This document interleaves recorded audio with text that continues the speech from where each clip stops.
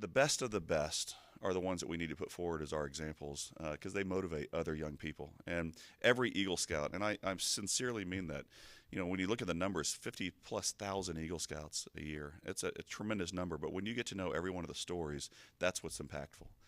And we're going to introduce you to two Eagle Scouts this morning that have done a remarkable journey, and we have been, excited. There's Alex Houston, my friend, and Eagle Scout, freshman in college, and I'll read his official bio here in a minute. But there's also Alex Houston that's in the Voice Life magazine this month, and I'm excited when I think about the 6-year-old, the 8-year-olds, the 10-year-olds that are reading that and dreaming of going to Antarctica. And so this morning we're going to celebrate these two youth, and then Marianne is going to host a youth leadership panel, and that's going to be the highlight. And then we'll shift gears, talk about scouting and sustainability in the scouting movement. Zach will lead that conversation, and then we'll move into the faith conversation that I'm also very excited about. So let me introduce Alex. Alex is an Eagle Scout from Lawrence, Kansas. Earlier this year, however, he spent 2 weeks in a place that doesn't have much in common with the plains of Kansas, Antarctica. The expedition, called 2041, that we all learned about last night, explored the Antarctic Peninsula to research its ecology, wildlife, and the importance of renewable energy in shaping the future of the continent. Alex, who joined the summer staff at Florida Sea Base this past summer, is now a student at University of Kansas, studying political science and international affairs. So please welcome Alex Houston.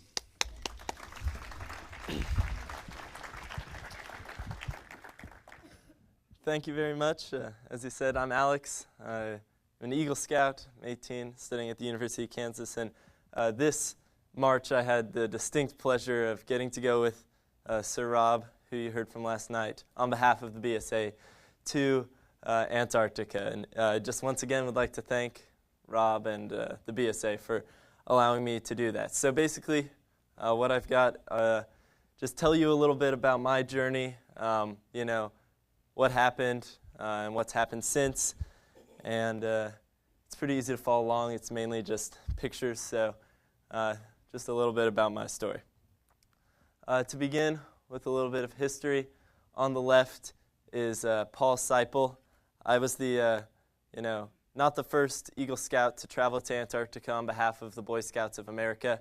In the 1930s, Paul went with Commander Byrd on multiple expeditions, and he actually ended up leading the United States scientific mission in Antarctica. He developed the wind chill factor that's still used today, and he now has a scientific base named after him on Antarctica. So he has quite the legacy. As you can also see kind of between the pictures, there's been some advancement in cold weather clothing since. So I don't know how sustainable the kind of large fur jackets are. So fortunately, I had some nicer get-up to use. But it all began with Sir Rob, who you heard from last night. He had this desire. He approached the BSA and wanted to take an Eagle Scout with him. And through just kind of the stars aligning and some good strokes of luck, I ended up filling that spot. I know in Boy Scouts they talk a lot about being prepared. It was definitely hard to be prepared for this opportunity. I found out I was going 8 days before the boat left, so it was a little bit of scrambling. Probably, the shortest notice someone's ever gone to Antarctica on. But I definitely don't regret it at all. And once we got there, everything was perfect once we were there. But it's definitely an incredible opportunity. And 2041 is a fantastic organization with a great cause. So they're doing big things. So the journey, after several days of traveling, I ended up at the end of Tierra del Fuego in a tiny town called Ushuaia. It's the most southern city in the world, at the very tip of Argentina. It's mainly just a shipping industry as people come around Cape Horn. And it's got some wonderful mountains. Here in Ushuaia we stayed. That's where 2041 kind of based their base camp. We heard from speakers on climate change, on Antarctica, on sustainability, on ecology and wildlife. People from around the world, as Rob mentioned, there was 29 different countries represented on the 2014 expedition. people from every continent except for Antarctica, except I guess Rob's really from there. And, we converged here as we were getting ready to head south, and we really got prepared for the undertaking that we were about to begin. We got to hike in the glaciers that are behind Ushuaia. It's an absolutely beautiful place. We got to prepare, roping up, hiking through the glaciers there, really getting in kind of the mindset to go. And then it was time to leave. Finally, a whole nother. There we go. Departure. So this is our boat right there, the Sea Spirit. It's a large ship outfitted specifically for polar travels in Antarctica in the North region. It's like a Class 5 icebreaker, I think. And then that's the team on the right there. So that was the boat that was going to take us across the Drake Passage, which is the area of water between Antarctica and Argentina, named after the famous explorer Robert Drake. The passage, more importantly, is home to the roughest seas in the world. So we were all looking forward to that, seeing how bad it actually would be. On the way there, we got it at about 70%. That's just the view of the waves crashing on the portholes. We got it at about 70% of its max power, so nothing bad by the standards of people who had been before, but it was pretty miserable. I basically stayed in my bed, not moving, with my eyes closed for about 30 hours as we went across, because if you tried to stand up or eat, you would get tossed and feel pretty sick. So that was definitely quite an adventure. But I was definitely happy when the waves started to calm and we got to see our first iceberg coming into view. It's just absolutely beautiful. And before we knew it, we were really into full-blown Antarctica, which just has some of the most amazing scenery in the entire world. This area here is called the Lemaire Channel. As you move further back into the channel, it gets tighter and tighter between those two walls. And just before we got there had been a large storm. And so tons of icebergs had drifted back into the channel. And our captain had to do some really tight navigating as far as one of those boats go to get us through. We were worried we were going to have to go all the way back out and around. But we made it through, thanks to the help of our captain. So the adventure really got to begin there, and we got to just see the Antarctic Peninsula as a whole. It's absolutely incredible. We rode on our Zodiacs, those boats there. We toured throughout the area. We got to work as teams, climbing mountains, going on hikes, seeing these just amazing views. This is a place that, it's truly wild. You spend the entire 2 weeks and see, besides one scientific research station, absolutely zero signs of human life. There's nowhere that's as truly wild as that. As many of us leave, today and tomorrow when we fly through airports like Dulles and, in Atlanta, those airports have more people go through them in 1 hour than have ever been to Antarctica. So it's really wild. It's really remote. And that's one of the things that's just so astounding and so incredible about Antarctica. We got to, as we were going on our hikes, we crossed several crevasse fields, as Robert told you about. There's this one, as we were hiking, that opened up. It just, you look down into it, and it's just straight blackness.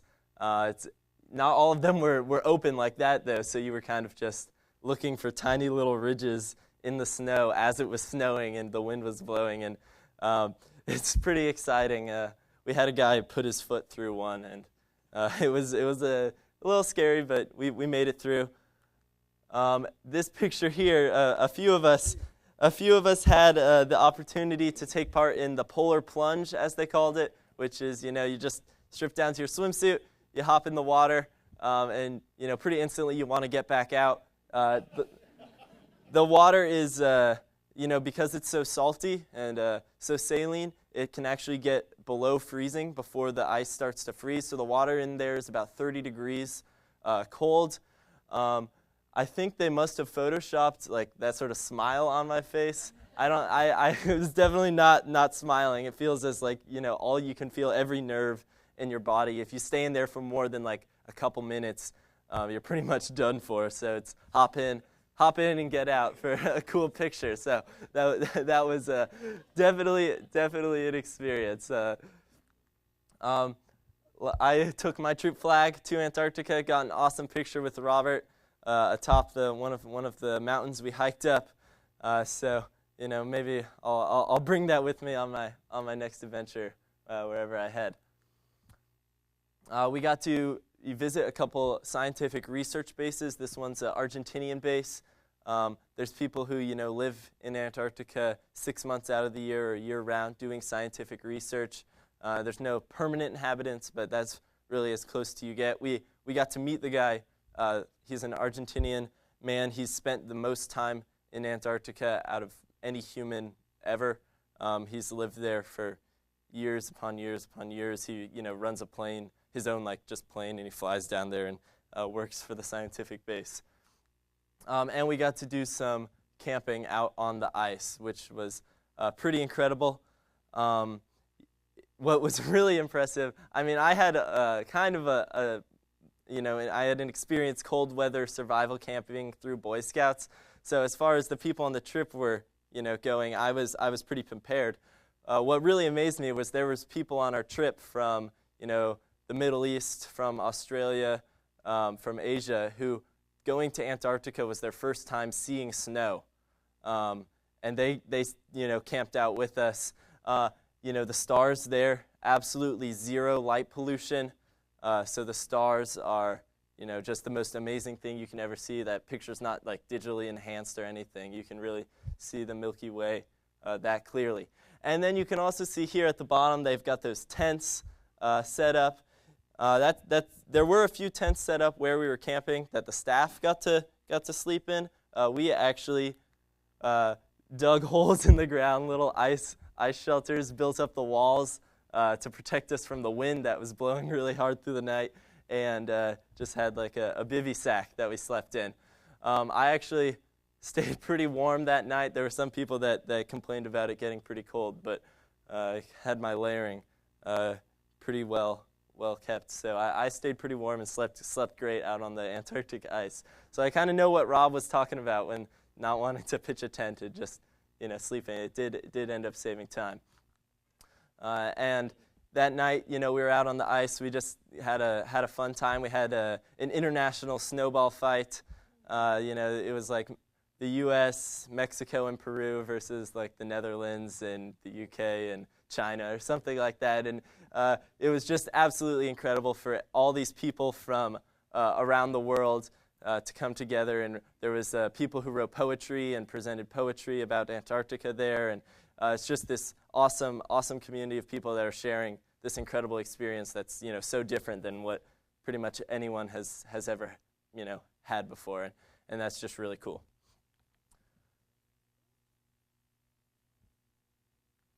And we got to see a lot of wildlife while we were there. The wildlife, most of the animals there have never seen a human before, so they obviously have no fear of people. They're really just curious. This is a leopard seal right here, and you see that down at the bottom, that's the side of our Zodiac. It behaves like a dog that just wanted to come check out who we were. It was really curious. It was playing around the boats, ducking in and out, weaving around us. And they're really fierce predators. They, have giant sets of really sharp teeth and go hunting for penguins and other creatures. But it just wanted to come check us out, and they're pretty fantastic. You can't touch the animals. You can't interfere with them. You have to stay so far away. But if they come up to you, you're allowed to just sit there and kind of watch them. So we got to see a wide variety of different species of seals. Whales, like this humpback whale here that we got to see, breach out of the water. It looked like something in a commercial for SeaWorld. And then the whales actually, there's this one here jumping, but then later, one of the most incredible experiences in the entire trip, the whales, a whole pod of them, came up to our boats. And so that you could literally, from me to this table here is how big of a distance there are between us and this absolutely massive whale. I mean, it would have taken nothing for it to, lift its tail and just flip the entire boat into the water, and then we'd be in some trouble. But, there's 3 or 4 of them that are just kind of circling and checking us out, and that was just incredibly powerful to see these giant creatures, the biggest whales, or the biggest animals I've ever seen, that are just, 5 feet away from me. We actually did also see a pod of orca whales as we were leaving. And so the animals there are absolutely incredible. And of course, lots and lots of penguins. Penguins are everywhere. We saw rookeries and hundreds of thousands of very loud, very smelly penguins. You don't really realize just how many of them there are, how loud they can get, and how bad they can smell. But there were penguins everywhere, and they're pretty funny creatures. The chicks were going through their molt, so they still had their down fur. They were getting ready to shed their down for feathers and venture into the water for the first time. And so that was really cool. And then we were getting ready to return. When it was time to go, the crew had been tracking this massive storm that was building in the Pacific. When you look at a storm map, this storm was like the dark, dark red right at the center, and it was going to come right through the Drake Passage as we were going through. So they were kind of scrambling to leave that night, get ready, and we ended up making it through like just ahead of the storm, and it was totally flat on our way back, which I very much appreciated. But had we left a few hours later, we probably would have got caught in the storm. That hurricane force winds, and I'm just glad we didn't get stuck in that. And the experience, it's just absolutely amazing. Since this summer, I worked at Florida Sea Base, getting to lead groups of scouts on an adventure to a very different but very unique ecological system area on the island that they own in the Keys. While it's a lot warmer than Antarctica, you can voluntarily go in the water for more than 30 seconds. It's still the Keys environment is about as unique as Antarctica gets, with these isolated animals that don't see a lot of humans and are very endangered for the most part. So I was able to teach these scouts a lot about ecology, about sustainability with fishing, and preservation of this area, leave no trace camping, as well as just have an incredible adventure and share that with scouts and really inspire them to go out and continue with scouting and to continue to just have the adventure that kind of scouting encourages people to have. Like they said, I am studying at the University of Kansas, doing political science and environmental studies. I'm an avid rock climber as well as scuba diver. Both of those are very difficult to do in Kansas, but I do them as much as I can. And sustainability is a really big draw to that. Without a sustainable way of life, a sustainable movement going forward, that really jeopardizes both of those things. And so with my groups that I participate with those with, I'm always encouraging leave no trace camping and sustainability there. And finally, that butterfly, that represents a project that I've been working on in my local area. It's essentially, it's still in the beginning stages, but it's really starting to get moving. And it's working with local scout contingencies and districts in the United States, in Mexico, and in Canada to track the route of the monarch butterfly's migration. It goes from South Mexico up to South Canada, and the scouts are going to be planting milkweed along the route that the monarch butterflies travel. The monarch butterfly has really seen a lot of loss in its available source of milkweed, and the last few years the population has really declined. So we're hoping to basically this year we're starting with a troop in each area, and each successive year we're hoping to build that. I believe the next World Scout Jamboree is being co-hosted by the United States, Canada, and Mexico at the summit. And so this is just kind of symbolic of that international scouting moving forward to promote sustainability and to promote, just leave no trace, ecological camping, everything that, we've kind of been talking about this week. And so I just, this trip was obviously inspiring. It's hard to go to Antarctica and not be inspired by just how incredible the place is. And so taking away from it, I mean, as we've learned today, most of humankind is in like a pursuit of resources, in a way of life that just, as we know, is not sustainable. It's in direct conflict with, the Earth, and specifically with Antarctica. In 2041, when the treaty expires, there's a good chance that people will push and people will try to pursue exploiting the resources in Antarctica if we don't kind of change the paradigm and if we don't change what's going on now. Our use of fossil fuels, food and water consumption is just going at a rate that isn't it can't be kept up.